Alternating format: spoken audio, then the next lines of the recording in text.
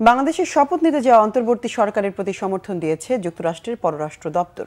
সজীব ওয়াজেদ জয়ের ক্ষুব্ধ প্রতিক্রিয়াকে ব্যক্তিগত উল্লেখ করে বলা হয়েছে, এ বিষয়ে যুক্তরাষ্ট্রের কিছুই বলার নেই। নিয়মিত ব্রিফিংয়ে বাংলাদেশ পরিস্থিতি নিয়ে এসব প্রতিক্রিয়া দেন মার্কিন পররাষ্ট্র দপ্তরের মুখপাত্র ম্যাথিউ মিলার। তিনি বলেন, বাংলাদেশ পরিস্থিতির ওপর নজর রাখছে যুক্তরাষ্ট্র। অন্তর্বর্তী সরকারের প্রধান হিসেবে ডক্টর মোহাম্মদ ইউনূসের নিয়োগের বিষয়টিও নজরে আছে ওয়াশিংটনের। মিলার বলেন, যুক্তরাষ্ট্র দেখতে চায় যে অন্তর্বর্তীকালীন সরকার গণতান্ত্রিক নীতিমালা মেনে সিদ্ধান্ত গ্রহণ করছে এবং জনগণের ইচ্ছার প্রতি সম্মান জানাচ্ছে। অন্তর্বর্তী সরকার বাংলাদেশের দীর্ঘমেয়াদী শান্তি এবং রাজনৈতিক স্থিতিশীলতা প্রতিষ্ঠায় গুরুত্বপূর্ণ ভূমিকা পালন করবে বলে আশাবাদী তিনি। আর বাংলাদেশের সাবেক প্রধানমন্ত্রী শেখ হাসিনার ছেলে সজীব ওয়াজেদ জয়ের ভিডিও বার্তা নিয়ে কোনো মন্তব্য করতে রাজি হননি মিলার। বলেছেন, জয়ের বক্তব্য একান্তই তার ব্যক্তিগত মতামত।